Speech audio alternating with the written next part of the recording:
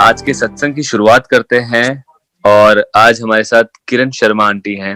उनको इनवाइट करते हैं, वो आए और सत्संग की शुरुआत करें। किरण आंटी। कोटि कोटि धन्यवाद गुरुजी, जो आज आपने ये सेवा बख्शी कि मैं आज सत्संग कर सकूं। Thank you. बड़े मंदिर की तरफ से कॉल आई सत्संग करने के लिए। थैंक यू गुरुजी, और थैंक यू वहाँ की मैनेजमेंट को जिन्होंने मुझे चुना सत्संग करने के लिए। तो गुरुजी का तो जितना बखान किया जाए, उनकी महिमा जितनी गाई जाए उतनी कम है। तो गुरुजी की महिमा का बखान हम कर ही नहीं सकते, पर हाँ, जो हमारे भाव हैं वो हम व्यक्त कर सकते हैं गुरुजी के प्रति। तो गुरुर ब्रह्मा गुरुर विष्णु गुरुर देवो महेश्वरा, गुरुर साक्षात पर ब्रह्म, तस्मै श्री गुरुवे नमः। गुरु ही ब्रह्मा है, गुरु ही विष्णु है, गुरु ही महेश्वर है और गुरु ही पार ब्रह्म है। उन गुरु को हमारा शत शत प्रणाम है। और हमारे गुरुजी तो स्वयं पार ब्रह्म हैं, भगवान हैं, रब हैं, और उन्होंने इस धरती पर जन्म ही हम सबका कल्याण करने के लिए लिया था। और जब तक वो चोला रूप में रहे तब तक भी वो सबका कल्याण करते रहे और अभी भी वो सबका कल्याण कर रहे हैं। तो ऐसे गुरु को हमारा शत शत प्रणाम, कोटि कोटि प्रणाम और धन्यवाद। शुक्राना गुरुजी, आपका बहुत बहुत शुक्राना अपनी शरण में हमें लेने का। तो इस जन्म में मेरी जर्नी जो स्टार्ट हुई, मेरी सोल की जर्नी, वही मैं शब्द का इस्तेमाल तो अब करते हुए भी ऐसे लगता है कि मैं तो हम है ही नहीं, मैं डजंट एग्जिस्ट, मैं तो कुछ है ही नहीं।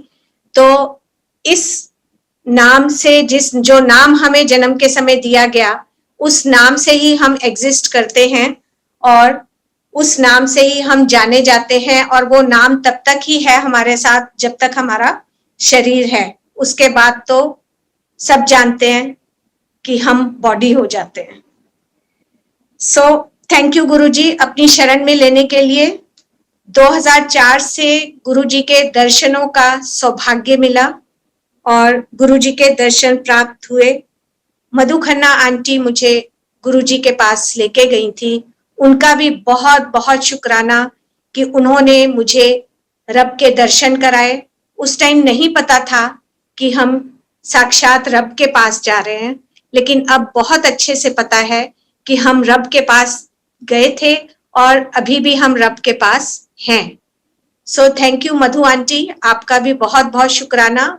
और थैंक यू गुरुजी, आपने उनको माध्यम बनाया कि वो मुझे आपके पास लेके आई, क्योंकि जब तक गुरुजी नहीं चाहते तब तक हम उनके पास नहीं पहुंच सकते। तो गुरुजी के पास जब पहली बारी मैं गई तो इतना ब्यूटीफुल एक्सपीरियंस रहा, इतना सुंदर एक्सपीरियंस रहा कि वहां जाके वहां का जो ऑरा था वो इतना जबरदस्त था कि वहां जाने के बाद मतलब ऐसा एहसास हुआ कि ये वो जगह है जहां पे मैं रोज आ सकती हूँ। जबकि उससे पहले मैं कभी किसी गुरु के पास नहीं गई थी और ना ही मैं पूजा पाठ करती थी। बचपन से ही अपने फादर को देखा था कि सबके साथ वो बहुत ही प्यार से मिलते थे, सबको प्यार देते थे और कहीं भी उन्हें लगता था कि किसी की सेवा करनी है, किसी की हेल्प करनी है, तो सबसे आगे बढ़ के उनकी हेल्प करते थे, सेवा करते थे और सबके साथ समान रूप से व्यवहार करते थे। ये देखते हुए ही बचपन से हम बड़े हुए और वही हमारे भी अंदर वही बातें पैदा हुई कि पूजा पाठ हमने अपने फादर को भी कभी करते नहीं देखा, हमने भी नहीं कभी किया। और हाँ, ये था कि सबको समान भाव से देखो, जो भी नीडी हो उसकी हेल्प करो और सबसे प्यार करो। ये सब बचपन से देखते आए थे और वही अपने जीवन में उतारने की हमेशा कोशिश की। और गुरुजी के पास जब मधु आंटी मुझे लेके गई और पहली बार में ही उन्होंने कहा कि ऐसे मेरे गुरुजी हैं और वो शिव का रूप है, तो तू चल वहां चल, तुझे वहां जाके बहुत अच्छा लगेगा। तो मेरे मुंह से ना नहीं निकली। गुरुजी चाहते थे कि उनके पास आऊं, तो मेरे मुंह से भी ना नहीं निकली और मैंने कहा कि हाँ ठीक है, मैं चलूंगी। और मैं उनके साथ गुरुजी के पास एम्पायर एस्टेट में गई। और वहां गए तो वहां जाके वहां का ऑरा, वहां की मतलब इतना खूबसूरत एहसास हुआ, इतना शांति मिली मन को कि वैसी शांति और कहीं भी जाके नहीं मिली थी। इतने जितना जीवन उससे पहले जी लिया था उसमें कभी ऐसा महसूस नहीं हुआ था कि एकदम इतना मन शांत है और इतना सुंदर ब्यूटीफुल एहसास हो रहा था। और बस वो शब्द चल रहे थे, शब्द हम सुन रहे थे, बहुत अच्छे लग रहा था सुन के शब्द, और बहुत ही उनको सुनने के बाद बहुत अच्छा सा एहसास हो रहा था। और बस गुरुजी की तरफ जब देखा तो गुरुजी की तरफ देखा भी नहीं गया, क्योंकि ऐसे लगा कि गुरुजी हमें ही, मुझे ही देख रहे हैं। और अब तो ये पता है कि गुरुजी रब हैं और वो एक साथ सबको देख सकते हैं। तो उस टाइम जो भी उनकी तरफ देखता था तो उसको ये लगता था कि गुरुजी मेरे को ही देख रहे हैं। तो ऐसे में हम गुरुजी की तरफ देख नहीं पाते थे और नजरें अपने आप झुक जाती थी। और गुरुजी तो हमें जब पहली बार ही देखते हैं तो हमारे पास्ट प्रेजेंट फ्यूचर सब उनको पता चल जाता है। वो पूरी स्क्रीनिंग हो जाती है और हमारी फाइल खुल जाती है। और जब एक बार फाइल खुल गई गुरुजी के आगे तो गुरुजी उस पर काम करना भी शुरू कर देते हैं। तो गुरुजी के चरणों में पहुंचना ही बहुत बड़ी बात है और उस चीज के लिए गुरुजी का बहुत बहुत शुक्राना। और उनके पास जब पहली बारी गई, बैठी, चाय प्रसाद, लंगर प्रसाद सब लिया और बहुत अच्छा एहसास हुआ। और पहली बारी इतने आंसू निकले आंखों से, इतने आंसू निकले कि ये नहीं समझ आ रहा था कि इतने आंसू क्यों निकल रहे हैं, क्योंकि कभी किसी के सामने रोई नहीं थी कभी।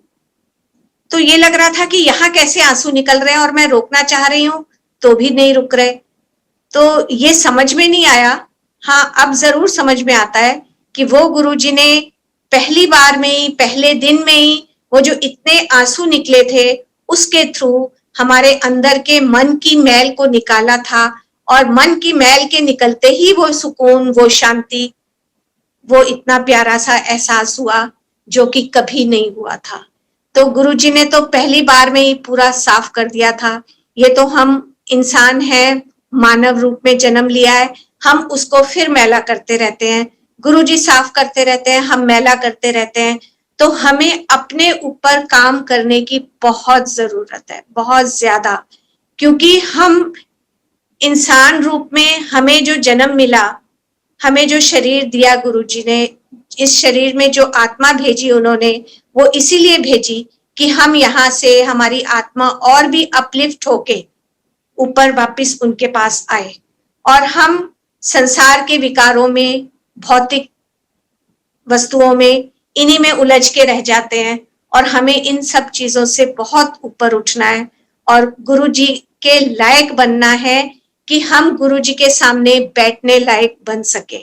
वो तो इतने कृपालु हैं, इतने दयालु हैं कि हमारी गलतियों को, जो कि हम रोज ही कुछ ना कुछ गलतियां कर बैठते हैं, वो माफ करते रहते हैं और हमें फिर से अपलिफ्ट करवाने की कोशिश करते रहते हैं कि ये इस लायक बने कि ये सीधे हमारे पास आए, इनको मोक्ष मिले, इन्हें फिर जन्म ना लेना पड़े। पर हम इंसान फिर भी ये बातें समझ नहीं पाते और हमसे फिर गलतियां होती रहती हैं। तो गुरुजी से अरदास है कि गुरुजी प्लीज आप ही ऐसा कर सकते हैं, आप ही हमें ऐसा बना सकते हैं कि हम ये गलतियां ना करें और हम आपके लायक बने, आपको हम पे गर्व हो। तो पहली बार ही जब गुरुजी के पास गए तो उसके बाद जब घर आए, तो घर आने के बाद रात को जब सोई तो रात को सपना आया और सपने में गुरुजी ने दर्शन दिए। आज मैं कह रही हूँ दर्शन दिए, उस टाइम मैंने सुबह उठ के ये कहा था आज तो मुझे गुरुजी सपने में दिखाई दिए, क्योंकि मुझे नहीं पता था कि वो गुरुजी सपने में नहीं दिखाई देते, गुरुजी के जो सपने में वो दिखाई देते हैं वो गुरुजी के दर्शन होते हैं। तो गुरुजी ने सपने में दर्शन देके बस एक सेंटेंस कहा, हुन फिकर ना कर, सब हो जाएगा, गुंजनदा भी हो जाएगा ते बाकी भी सब ठीक हो जाएगा। तो मैंने सुबह उठ के जब सबको बताया कि ऐसे ऐसे गुरुजी सपने में आए थे और उन्होंने ऐसे कहा है, तो सब कहने लगे हाँ तुम्हें वहां जाके बहुत अच्छा लगा था ना, तो इसीलिए वो सपने में आए होंगे, क्योंकि जिस बारे में सोचते रहो वही सपने में आता है। तो तुम गुरुजी के बारे में बहुत सोच रही थी कि वहां जाके बहुत अच्छा लगा, तो इसीलिए तुम्हें वो सपने में आए होंगे। लेकिन अब पता है कि वो उसलिए सपने में नहीं आए थे, वो उनके दर्शन थे और उनका कहा वाक्य, एक एक शब्द, एक एक वाक्य ब्रह्म वाक्य है। जो वो कहते हैं वो होता ही है। उन्होंने कहा था हुन फिकर ना कर, गुंजनदा भी हो जाएगा ते बाकी भी सब ठीक हो जाएगा। तो वैसा ही हुआ। गुंजन का भी, गुंजन एक्चुअली मेरा बेटा है और एयरक्राफ्ट इंजीनियर है। उस समय वो विदाउट पे किसी एयर कंपनी में काम कर रहा था और मेरे हस्बैंड भी रिटायर हो चुके थे, मैं जॉब में थी। तो इसको था कि नहीं मुझे भी कोई अच्छी जॉब मिल जाए जिसमें मेरी अर्निंग भी हो, तो मैं भी मम्मी का थोड़ा साथ दे सकूं। तो मैंने इसे कहा था कि कोई बात नहीं, तुम जॉब करते रहो, क्योंकि इसमें तुम्हें एक्सपीरियंस मिलेगा। अपने फील्ड का एक्सपीरियंस जो है वो लेना ज्यादा जरूरी है, पैसे की कोई ऐसी बात नहीं है। तो गुरुजी के पास जब गए और उन्होंने जब इस तरह से कहा, तो with in days, not months, with in days, कुछ ही दिनों के अंदर इसकी जॉब दूसरी कंपनी में लग गई और उसकी अर्निंग स्टार्ट हो गई। और उसके बाद 2 महीने के बाद एक और एयरलाइंस में इसको इंटरव्यू की कॉल आई, वहां ये गया, वहां इसका सिलेक्शन हो गया और वहां पे भी इसकी जॉब लग गई। और उसके बाद वही अप वाला दौर चला और किंगफिशर तक ये पहुंच गया और किंगफिशर में बहुत अच्छा काम जा रहा था इसका। तो इसने मुझे कहना शुरू किया कि मम्मी अब तो मैं बहुत अच्छा अर्न कर रहा हूं, तो आपको इतनी प्रॉब्लम्स हैं, फिजिकल प्रॉब्लम्स, तो आप जॉब छोड़ दो और अब आप आराम करो। तो मैंने इसे पहले तो मना करती रही कि नहीं नहीं ऐसा कुछ नहीं है और मैं जॉब करती रहूंगी, पर इसने कहा नहीं नहीं आपने बहुत कर लिया, आपकी फिजिकल प्रॉब्लम्स इतनी हैं तो आप अब जॉब छोड़ दो। जब ये रोज कहने लगा तो मैंने फिर थोड़ा मन बनाना शुरू किया कि अगर ये इतना कह रहा है तो ठीक है, मैं जॉब छोड़ देती हूँ। तो जिस दिन मैंने डिसाइड कर लिया कि ठीक है अब मैं छोड़ती हूँ, कल मैं अपने कंसर्न्ड ऑफिस में, गवर्नमेंट जॉब थी, कंसर्न्ड ऑफिस में मैं एप्लीकेशन दे दूंगी रेजिग्नेशन के लिए। तो उसी दिन रात को गुरुजी फिर से सपने में आए और उन्होंने कहा जानदी रह कर दी रह नौकरी। तो मैंने बेटे को कहा कि गुरुजी ने ऐसे कहा है, तो उसने कहा अगर उन्होंने कहा है तो ठीक है आप जाते रहो, आप करते रहो। और मैं नौकरी करती रही। और ये तो वो जैसे गुंजनदा भी सब ठीक हो जाएगा वो बात हुई। और बाकी सब में कि मैं ब्रेस्ट कैंसर की पेशेंट थी, 95 में मुझे ब्रेस्ट कैंसर हुआ था और 3rd स्टेज थी। और उस टाइम भी मेरा पूरा इलाज हुआ और मैं ठीक हो गई। और मुझे अब इस चीज का पूरा एहसास है कि उस टाइम भी गुरुजी की कृपा से ही सब कुछ ठीक हुआ। हालांकि मैं तब तक गुरुजी के पास नहीं पहुंच पाई थी, लेकिन गुरुजी ने सब कुछ उस टाइम भी ठीक किया था। और उसके बाद 2004 में डॉक्टर्स को फिर से शक हुआ कि राइट साइड की ब्रेस्ट में भी कैंसर की शुरुआत हो रही है। तो उन्होंने कहा कि हमें ऐसा लग रहा है कि कैंसर आपकी दूसरी ब्रेस्ट में भी हो रहा है, लेकिन अभी हम 6 मंथ्स के बाद आपका फिर से बोन स्कैन करेंगे एंड आफ्टर दैट उसके बाद हम डिसाइड करेंगे कि क्या करना है और कैसे करना है। और वही समय था जब मधु खन्ना मेरी बहुत अच्छी फ्रेंड है जो मुझे वहां गुरुजी के पास लेके गई थी और गुरुजी ने ये सेंटेंस बोला था सपने में आके। तो आफ्टर 6 मंथ्स 6 महीने के बाद जब मैं फिर से बोन स्कैन के लिए गई तो बोन स्कैन के बाद जितने भी उस दिन के पेशेंट्स का बोन स्कैन हुआ था सबको कहा गया कि आप जा सकते हैं। सिर्फ 3 लोगों को रोका गया कि भाई आप और आप रुकिए। भाई जो बिल्कुल ठीक थे उनको भेज दिया गया था। तो जिनको रोका गया था उनमें मैं भी थी, उन 3 में। तो उसके बाद डॉक्टर्स अपने रूम में चले गए। तो बोन स्कैन जिस रूम में किया गया था उसके साथ ही दूसरा रूम था जिसमें बैठ के वो सारे डॉक्टर्स कंप्यूटर्स पे फिर से देख रहे थे। और उसके बाद 10 मिनट के बाद उन्होंने मेरा नाम लेके बुलाया कि किरण शर्मा आप आइए। तो मैं गई रूम में। तो डॉक्टर ने ये कहा कि जब हम आपका बोन स्कैन कर रहे थे तो हमें दिखाई दे रहा था, इसीलिए हमने आपको रोका। लेकिन अब हम बार बार देख रहे हैं लेकिन हमें कुछ दिखाई नहीं दे रहा। तो जाइए, फिर जब कुछ दिखाई नहीं दे रहा तो आप जाइए, ऐश कीजिए। तो संगत जी, ये ऐश कीजिए वाले वर्ड्स तो गुरुजी के वर्ड्स हैं और ये डॉक्टर के मुंह से निकले थे। और तब से लेके अब तक गुरुजी ऐश ही करा रहे हैं। वो 2004 था और अब 2020 है। तो देखिए 16 साल बीत गए और गुरुजी ऐश करा रहे हैं। थैंक यू गुरुजी, शुक्राना गुरुजी, बहुत बहुत शुक्राना आपका। इतनी कृपा करते हैं और बिना बताए करते हैं। और भी इसके अलावा भी मुझे माइग्रेन बहुत सालों से था और उसका तो मुझे पता भी नहीं लगा कि गुरुजी ने कब ठीक कर दिया। क्योंकि जब काफी टाइम के बाद मुझे एक बार बच्चे कहने लगे कि मम्मी अब आपके सिर में दर्द नहीं होता, क्योंकि मेरा काफी जल्दी जल्दी सिर में दर्द होता था और वो ऐसा होता था कि 3-4 दिन से पहले वो ठीक होता ही नहीं था। डॉक्टर्स कहते थे कि अगर स्टार्टिंग में ही आप दवा नहीं खा लोगे तो फिर वो जल्दी ठीक नहीं होगा। तो वो 3-4 दिन निकल जाते थे और बहुत कष्ट होता था उसमें। जिनको भी माइग्रेन की प्रॉब्लम है सबको पता होगा कि उसमें बहुत तकलीफ होती है। और जब बच्चों ने ये कहा कि अब तो बड़े टाइम से आपके सिर में दर्द नहीं हुआ, तब मुझे भी एहसास हुआ कि हाँ, मेरा दर्द कहाँ चला गया, वो तो मुझे पता ही नहीं कि कब ठीक हो गया। और मतलब वो ऐसे गुरुजी ने वो बिना बताए वो दर्द ठीक किया और वो भी दर्द जो तब का गया तो वो आज तक कृपा है गुरुजी की कि माइग्रेन का दर्द मुझे नहीं हुआ। कब ठीक हुआ ये तो गुरुजी ने पता भी नहीं लगने दिया, कब उन्होंने इसे ठीक कर दिया। और इसी तरह मुझे कमर की भी प्रॉब्लम थी काफी।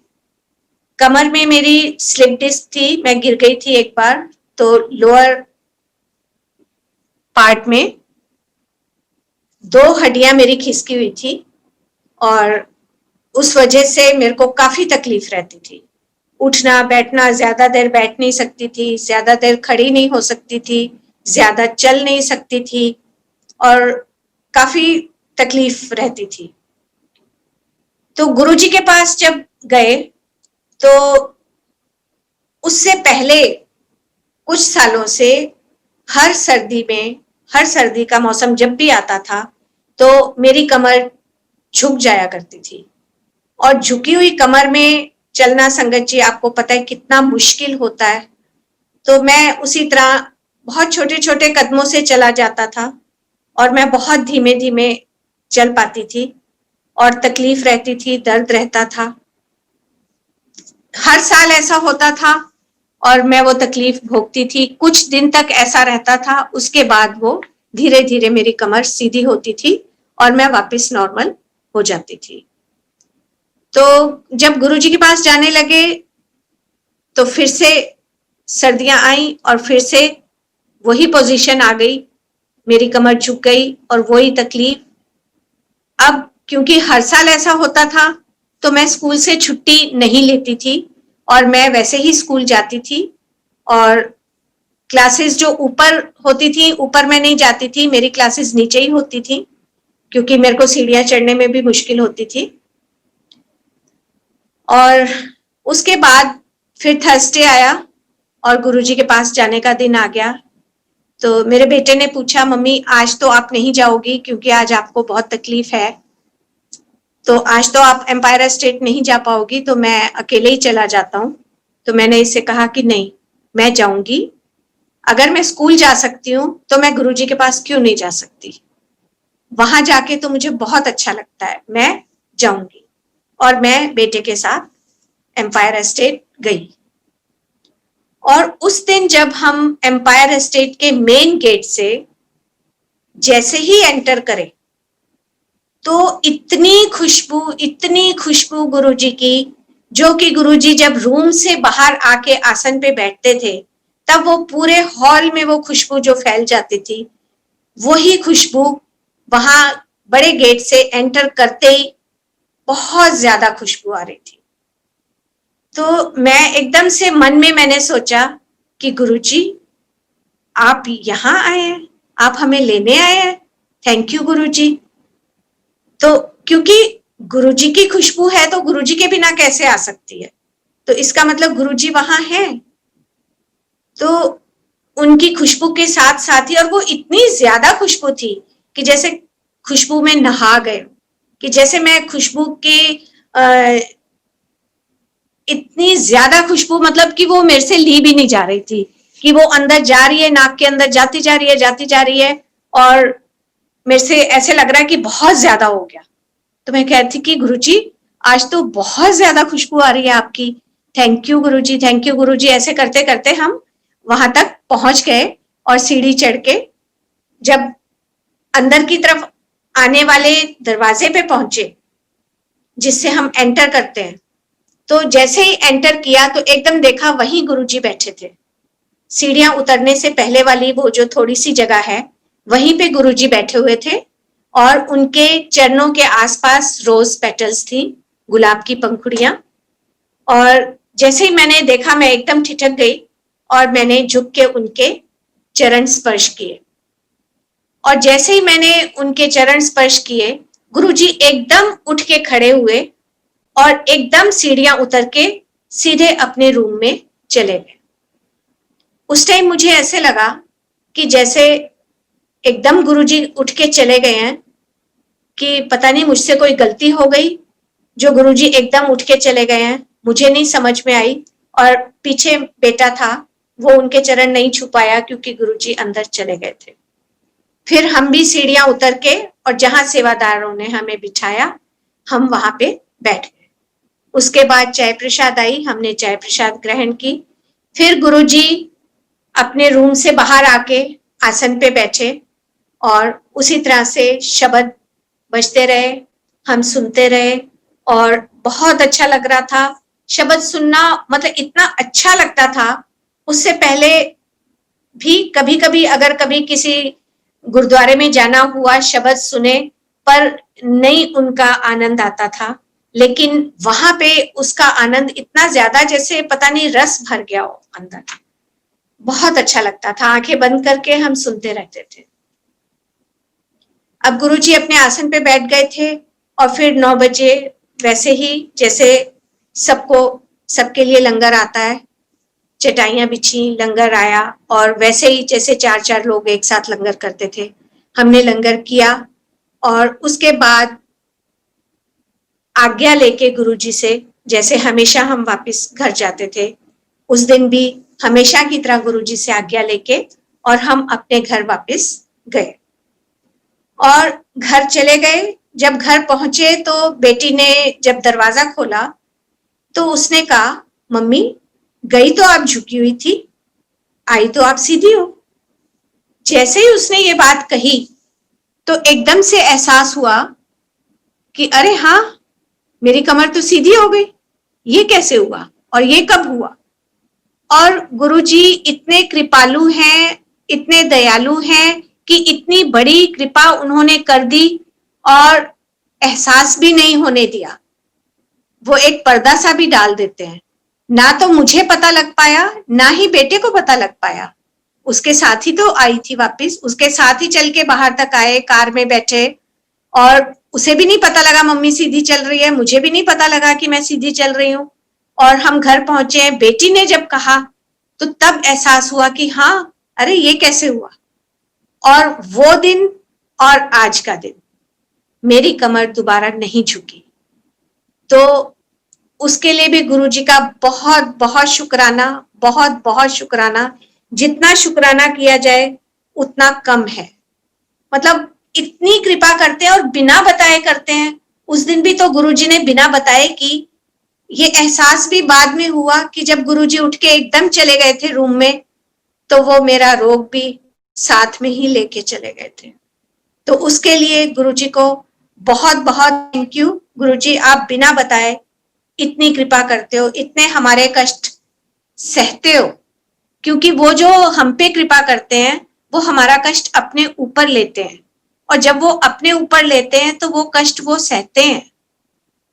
तो उसके लिए तो हम मतलब जितना भी उनका शुक्राना करें ना, हम पूरा ये जो जन्म है शुक्राना ही शुक्राना करते रहे हर समय, तो भी कम है। क्योंकि वो सिर्फ एक बात के लिए नहीं, वो हर पल हम सबके साथ हैं, हर पल हमारे कष्ट हरते हैं, और सिर्फ एक का नहीं, वो सबके कष्टों का हरण करते हैं।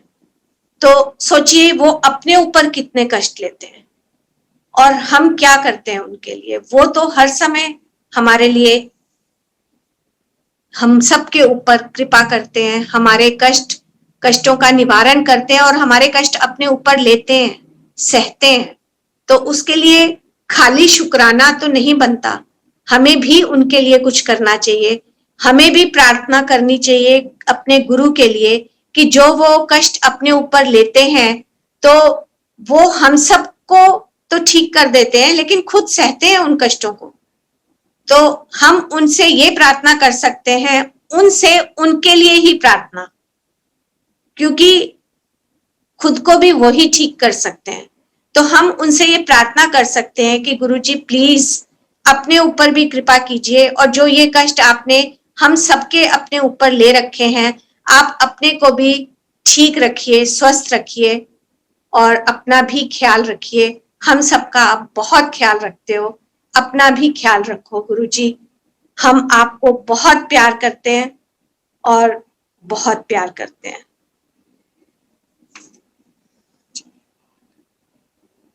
उसके बाद क्या हम कर सकते हैं कि हम गुरुजी के दिखाए मार्ग पे चल सकते हैं। कि गुरुजी कहते हैं पाठ किया करो, सत्संग किया करो। जैसे आजकल ये कोविड का टाइम चल रहा है, तो इसमें गुरुजी ने, इसमें भी मुझसे गुरुजी ने जब भी बात की, जब वो फिजिकल फॉर्म में थे तब भी हमेशा उन्होंने सपने में आके बात की। बस एक बार उन्होंने डायरेक्ट पूछा था कि ना है तेरा कित्थों आई है। ये मुझे याद है कि उन्होंने एक बार ऐसे पूछा था, और उसी में कल्याण है हम सबका कि जब वो हमसे बात करते हैं, और जब सपने में आके करते हैं वो भी कल्याण करते हैं। तो हमेशा फिजिकल फॉर्म में भी उन्होंने मेरे से सपने में आके ही बात की, और अभी भी वो सपनों में आके बात करते हैं। और इसी दौरान एक बार ये जो हमारे घर में सत्संग होता है, उसमें मैं बैठी थी और आंखें बंद करके बैठी थी, तो उसमें मुझे दिखाई दिया कि गुरुजी भी रूम में बैठे हुए हैं, पूरी संगत बैठी है पूरे रूम में, और गुरुजी भी आसन पे नहीं, संगत के साथ ही नीचे बैठे हैं। और उसमें वो बोल रहे हैं, सब पाठ करया करो, सत्संग करया करो, सिमरन करया करो। तो जब ऐसा उन्होंने कहा तो वहां पे संगत बैठी थी, और मैं इस साइड में थी, दूसरी साइड में गुरुजी संगत के साथ बैठे थे, और उन्होंने उनमें से, संगत में से किसी ने शायद कुछ उनसे कहा, तो गुरुजी ने कहा क्यों नहीं कर सकते पाठ, क्यों नहीं कर सकते सत्संग, ਇਹ ਵੀ ਤੇ ਕਰਦੇ ਪਏ ਨਾ दोनों टाइम, ਤੇ ਤੁਸੀਂ क्यों नहीं कर सकते। तो मतलब बिल्कुल उनका जिसे कहते हैं कि ये, मैं तो इसे आदेश ही मानूंगी कि हमें सत्संग खूब करने चाहिए और पाठ भी खूब करना चाहिए, क्योंकि इस समय गुरुजी ने हमें यही उपाय बताया है इस बीमारी से लड़ने का, इस बीमारी से निकलने का। पूरे संसार में जितना ज्यादा पाठ होगा उतना सभी इससे बाहर निकल सकेंगे, और ये उपाय जो गुरुजी ने बताया है तो हमें ये करना चाहिए। ठीक है, अगर हम रोज सत्संग नहीं कर सकते तो कोई बात नहीं, जो जब भी कर सकता है वो तभी सत्संग करे। ये जरूरी नहीं है कि रोज सत्संग करें या दोनों टाइम करें या एक दिन छोड़ के करें। ये हर कोई जो जब जैसे कर सकता है, जैसी परिस्थितियां हैं उसके अनुसार हर कोई अपने घर में अपनी फैमिली के साथ बैठ के और सत्संग करे। तो उसमें ये भी नहीं है कि गुरुजी ने कभी ये नहीं कहा कि नहीं बहुत सजावट, बहुत सब कुछ चाहिए तब मैं आके बैठूंगा। बहुत सिंपल वे में हम एक गुरुजी के लिए आसन रख सकते हैं, कुर्सी रख सकते हैं, सोफे की कुर्सी हो या सोफा जैसा भी है, कोई भी हम उनके लिए स्थान बनाएंगे, उस पे साफ सुथरा कपड़ा बिछाएंगे, गुरुजी उस पे आके जरूर बैठेंगे और वो आके सबको ब्लेस करेंगे। और वो सिर्फ हमें ब्लेस नहीं करते, अगर वो घर में आपके आए हैं तो वो आपको भी ब्लेस करेंगे। उनके साथ जो संगत आई है उनके साथ भी संगत आती है, हमेशा आती है। जब वो फिजिकल फॉर्म में थे तब भी आती थी, और जो अब वो फिजिकल फॉर्म में नहीं है तब भी आती है। इसका भी मैं सत्संग आपको सुनाऊंगी। और वो सबको अपने साथ आई संगत को भी ब्लेस करते हैं, जो वहां संगत होती है उसको भी ब्लेस करते हैं, और जो आपके कंसर्न्ड, आपसे जुड़े हुए लोग हैं, आपकी एक्सटेंडेड फैमिली है, आपके नेबर्स हैं, आपके फ्रेंड्स हैं, गुरुजी सबको ब्लेस करते हैं। एक जना जो गुरुजी के पास पहुंच गया तो फिर देखिए वो कितना, मतलब उनको पता है कौन इनके फ्रेंड्स हैं, कौन नेबर्स हैं, कौन इनके रिलेटिव्स हैं, और सबको गुरुजी ब्लेस करते हैं। और वो हमें एहसास होता रहता है, हमें पता लगता रहता है। और जो मैंने कहा कि गुरुजी अभी भी अपने साथ जब भी आते हैं तो संगत लेके आते हैं, तो वो भी गुरुजी ने मुझे दिखाया था कि यही, अभी भी मैं गुरुजी के दरबार में ही बैठी हूँ। और उस दिन भी सत्संग चल रहा था और गुरुजी के दरबार में बैठे थे हम, और आंखें बंद करके बैठी थी मैं, और मुझे अचानक से एकदम से दिखाई दिया कि एक आंटी रूम में एंटर कर रही हैं और आके मेरे लेफ्ट साइड में बैठ गई। और उसके बाद एक और आंटी आई, फिर ऐसे करके 2 आंटी और एक आंटी और, तो इस तरह से 5 आंटीज अंदर आई और वो अलग अलग जगह पे बैठ गई। और मैं आंखें बंद आंखों में ये देख रही हूं। उसके बाद जो मैंने देखा संगत जी, मैंने देखा कि मेरे फादर, जो कि अब गुरुजी के पास हैं, मेरे फादर अंदर एंटर करे और वो मेरे राइट साइड में आके बैठ गए। उसके बाद मेरी बुआ जी के हस्बैंड, वो भी गुरुजी के पास ही हैं, फिर उन्होंने एंटर किया, वो आए और वो भी मेरे फादर के पास बैठ गए। और फिर मैं एकदम से उन लोगों को देख के, तो मुझे ये पता लगा कि ये सारी संगत गुरुजी के साथ आई है। और आंखें मैं खोल ही नहीं रही थी, क्योंकि मुझे तो दिख रहा था कि संगत आ रही है और बैठ रही है, मेरे फादर मुझे दिख रहे हैं। तो सोचिए उस टाइम कितना, मतलब सुंदर एहसास हुआ होगा कि मेरे पास मेरे फादर बैठे हैं। मैं उनको बहुत प्यार करती थी, बहुत करती थी, नहीं करती हूँ, और इतना प्यार करती थी मैं कि जब तक गुरुजी के पास नहीं पहुंची मैं उनको कभी भूल ही नहीं पाती थी। भूल तो हम सकते ही नहीं है अपने फादर मदर को, पर गुरुजी के पास पहुंचने के बाद ऐसा एहसास हुआ कि गुरुजी, मैं अपने फादर को बहुत प्यार करती हूँ, तो गुरुजी को भी मैं, गुरुजी में भी अपने फादर को ही देखती थी। और गुरुजी ने ये एहसास कराया कि मैं तो तेरे फादर दा भी फादर हाँ, मतलब वो हम सबके, तू मेरा पिता, तू है मेरा माता, तू मेरा बंधप, तू मेरा भ्राता। तो गुरुजी हमारे माता पिता बंधु भाई सब कुछ हैं, तो सिर्फ हमारे थोड़ी हैं, सबके हैं। तो जब वो मेरे अगर फादर हैं तो मेरे फादर के भी फादर हैं। तो गुरुजी से मतलब इतना ज्यादा प्यार हो गया कि मतलब वो जो हर वक्त का एहसास था कि मैं हर टाइम अपने फादर को बहुत ज्यादा याद करती थी, वो उन्होंने ये एहसास दिला दिया कि जब तू मेरे पास आ गई है तो तुझे अब इस तरह से इतना उनको याद नहीं करना है। और उन्होंने 2-3 बार मुझे ये दिखाया भी कि गुरुजी के पास ही है मेरे फादर। एक बार ये दिखाया कि कहीं सत्संग हो रहा है, बहुत बड़ा सा हॉल है और अंदर सत्संग हो रहा है, मैं सेवा कर रही हूँ सत्संग में, और बाहर की संगत को चाय प्रसाद की सेवा मेरी है, मैं उनको चाय प्रसाद दे रही हूँ। अंदर कोई और सेवादार चाय प्रसाद लेके जा रहे हैं। तो अचानक से मुझे एक शब्द सुनाई देता है, मेरे राम राय तू संतान दा संत तेरे। और जैसे ही वो कानों में पड़ता है तो मैं एकदम से, मतलब मन में मेरे आता है कि अरे ये तो डैडी की आवाज है। और मैं एकदम से रूम के अंदर, हॉल के अंदर झांक के देखती हूँ, तो देखती हूँ कि वाकई में वहां पे मेरे फादर बैठे हुए थे और वो गा रहे थे ये शब्द।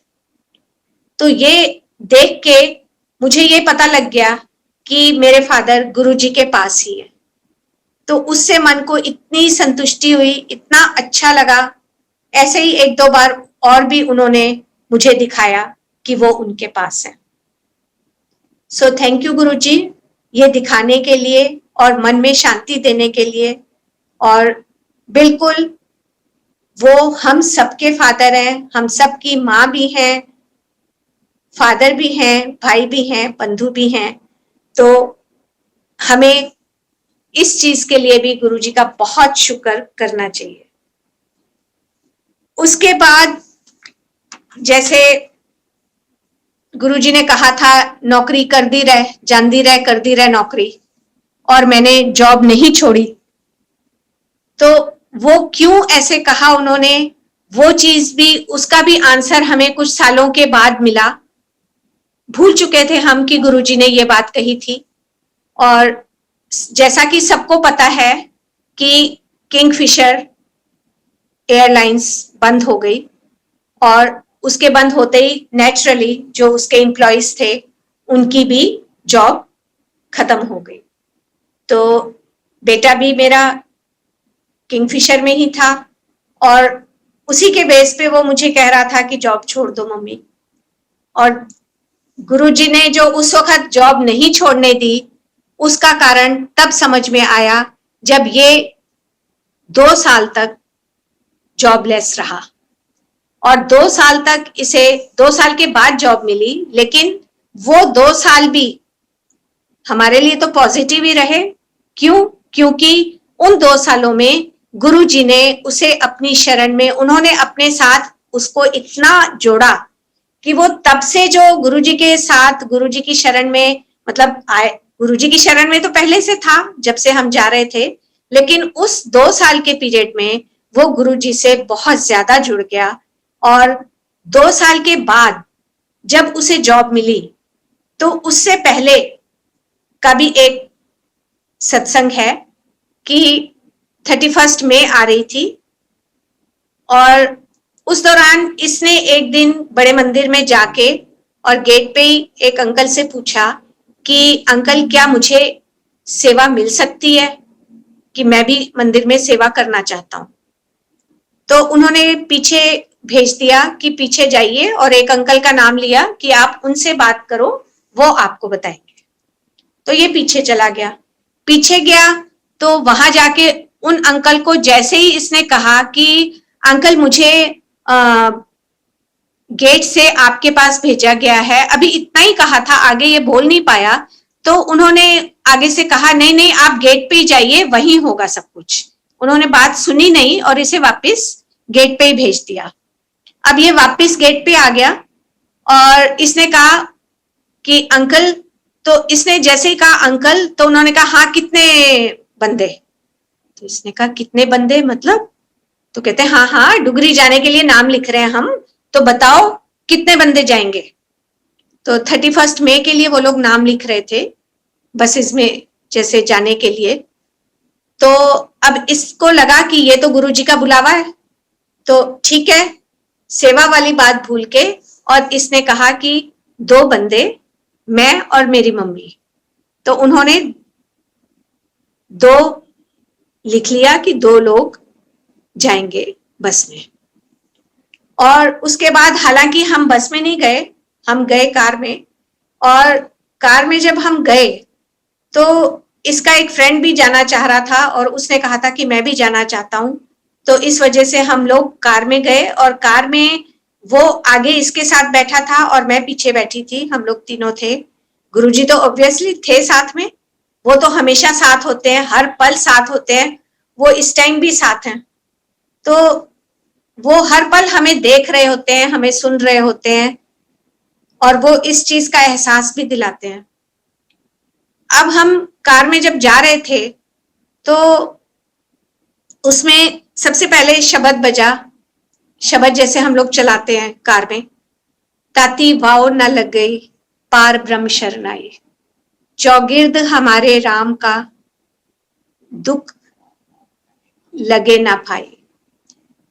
तो वो बड़ा ही अच्छा शब्द है कि ताती वाओ न लग गई, कि तत्ती हवा हमें लग ही नहीं सकती, गर्म हवा हमें लग ही नहीं सकती जब हम पार ब्रह्म की शरण में हैं।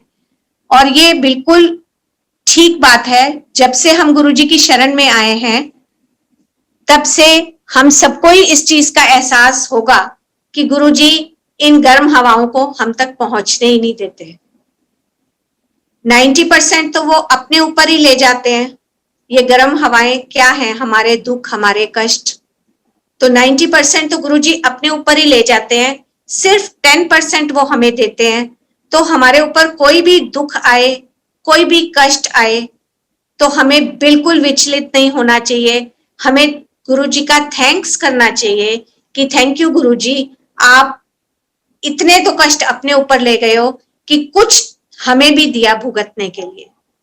हमें वो 10% ही वैसे ज्यादा लगता है, जबकि ये अब सोच के अगर हम देखें कि 90% जो वो भुगतते हैं वो कितना ज्यादा होता है, और वो किसी एक का नहीं भुगत रहे, हम सिर्फ अपने कर्मों का 10% भुगत रहे हैं ना, और वो सबके कर्मों के 90%। मतलब वो तो हर टाइम कष्ट में ही रहते हैं। फिर वही प्रार्थना वाली बात यहाँ आ जाती है कि हमें उनसे उनके लिए ही अरदास करनी चाहिए कि गुरुजी प्लीज अपना भी ख्याल रखो। तो जब हम डुगरी से 3-4 किलोमीटर ही अभी पीछे थे, तो अचानक से पीछे से एक बाइक पे 2 लड़के एकदम से आगे निकल के, और वो कोई बहुत बड़े एज के बच्चे नहीं थे, वो 15-16 साल की एज के बच्चे होंगे, और वो एकदम से आके और बाइक हमारी कार के आगे से आके उसने टर्न लिया। तो एकदम से कोई पीछे से बाइक आए और आपकी कार के आगे एकदम सड़क क्रॉस करने लगे तो संभलने में थोड़ा टाइम लगता है। कोशिश की बेटे ने कि भाई एकदम से कार को रोके, पर वो रुकते रुकते, हालांकि इसने स्टीयरिंग अपना एकदम मोड़ लिया कि अब वो इस तरफ जैसे मुड़ रहे हैं तो मैं भी कार को मोड़ दूं, तो लेकिन फिर भी मुड़ते मुड़ते मतलब इसे लगा कि अब कुछ नहीं हो सकता, अब एक्सीडेंट तो होगा ही, और वो हुआ भी।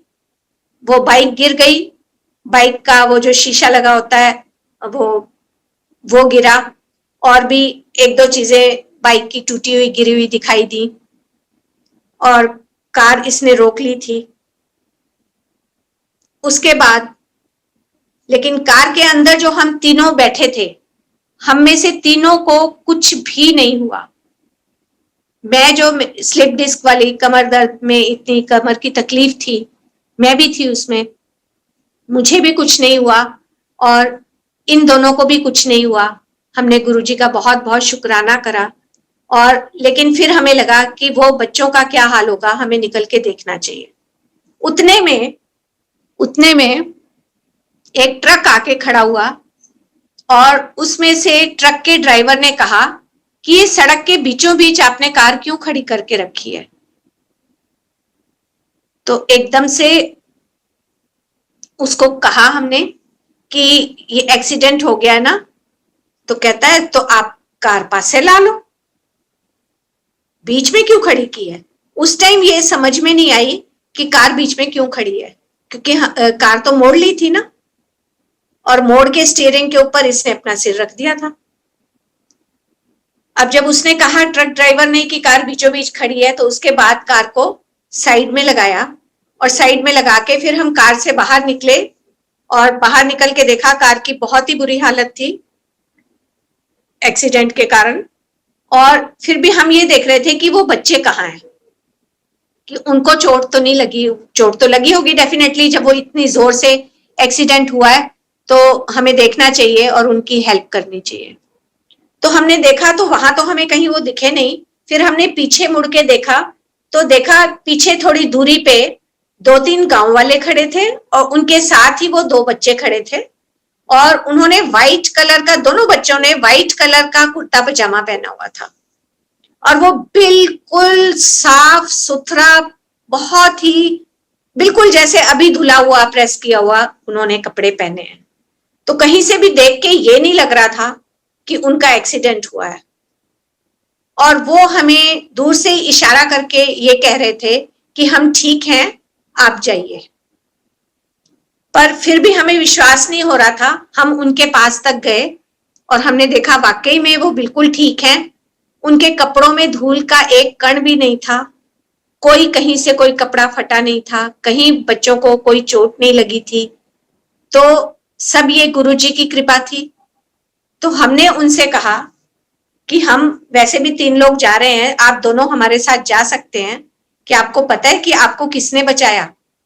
जैसे हमें गुरुजी ने बचाया है वैसे आपको भी हमारे गुरुजी ने बचाया है, तो चलिए आप भी हमारे साथ चलिए, उनका शुक्राना कीजिए।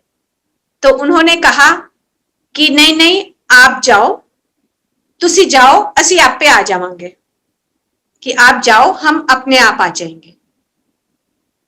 तो हमने कहा ठीक है, और हम फिर आके अपनी कार में जैसे ही बैठे, पीछे से गुरुजी के पास और भी कारें जा रही थी जिसमें लोग संगत जा रही थी। तो एक कार रुकी और उसने हमसे पूछा कि आप गुरुजी के पास जा रहे हो? हमने कहा हाँ जी। तो कहने लगे कि आपकी कार की तो बहुत बुरी कंडीशन है, हमें तो नहीं लगता कि आप इस कार में अब वहां तक जा सकते हैं, तो आप लोग हमारे साथ आ जाइए, हम आपको ले चलते हैं। तो बेटे ने कहा कि नहीं, अभी मैंने साइड में लगाई है तो भी तो ये थोड़ा चली थी ना, तो देखते हैं, अगर ये नहीं चलेगी तो ठीक है, हम आपके साथ चलेंगे।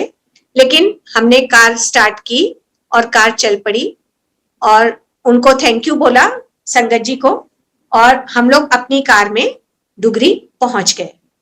डुगरी पहुंचे तो वहां भी सेवादार कार पार्किंग में कार लगवा रहे थे। तो उन्होंने कहा, उन्होंने भी जैसे ही कार देखी तो उन्होंने कहा अंकल आपकी कार तो बहुत ही बुरी हालत है, तो आप कहें तो हम मैकेनिक बुला दें। तब भी गुंजन ने यही कहा कि नहीं अंकल ऐसी कोई बात नहीं है, 3-4 किलोमीटर भी तो चली है ना, तो हम, मुझे लगता है कि वापस भी पहुंच जाएंगे। और वही हुआ, हम वापस दिल्ली उसी कार में आए। पूरे रास्ते में कार ने कोई प्रॉब्लम नहीं क्रिएट की। और हाँ, यहाँ आने के बाद जरूर वो 8-10 दिन तक गैराज में रही और वहां पे रिपेयरिंग वगैरह होके 10 दिन के बाद कार वापस आई। तो इस तरह, और आते ही नेक्स्ट डे इसके हाथ में अपॉइंटमेंट लेटर था। एयरवर्क्स कंपनी थी और उसकी तरफ से इसके पास अपॉइंटमेंट लेटर आया हुआ था, जहां इसने फिर जाके ज्वाइन किया। थैंक्स टू गुरुजी। हर पल वो हमारे साथ होते हैं और हर पल एहसास दिलाते हैं, और उनको सब कुछ पहले से पता होता है। उन्हें पता था कि इसके किंगफिशर जो है वो एयरलाइंस बंद हो जाएगी और ये मम्मी की नौकरी छुड़वा रहा है, तो उन्होंने पहले ही आगाह कर दिया कि नहीं, तू जानती रह, करती रह नौकरी। तो हमने भी उनका कहना माना। तो अगर कहना नहीं मानते तो नुकसान हमारा ही था। तो आज भी जो भी गुरुजी कहते हैं, चाहे वो टेलीपैथी से कहते हैं, चाहे वो सपने में आके कहते हैं, हमें उनका कहना मानना चाहिए। उसमें हमें अपना दिमाग कभी नहीं लगाना चाहिए। अगर वो कह रहे नौकरी करते रहो तो करते रहो, अगर वो कह रहे नौकरी छोड़ दो तो छोड़ दो, क्योंकि उन्हें पता है कि वो क्यों कह रहे हैं ये बात। तो इस तरह से सत्संग तो संगत जी बहुत है, बहुत एक्सपीरियंसेस है। इस लॉकडाउन के दौरान भी इतने महीनों में बहुत सारे सत्संग हैं, पर अब मेरे ख्याल से टाइम हो रहा है। तो अंकल फिर अभी मैं आज्ञा चाहूंगी, तो नेक्स्ट टाइम फिर से शेयर करूंगी अपने सत्संग। जय गुरु जी। थैंक यू गुरु जी, बहुत बहुत शुक्राना सत्संग की सेवा देने का। और थैंक यू संगत जी जो आपने बैठ के सत्संग सुना, क्योंकि गुरुजी कहते हैं हमेशा कि सत्संग सुनान वाले दा भी ते सत्संग सुनन वाले दा भी मैं कल्याण करना। So thank you Guruji, thank you संगत जी। गुरुजी को मेरा बहुत बहुत प्रणाम।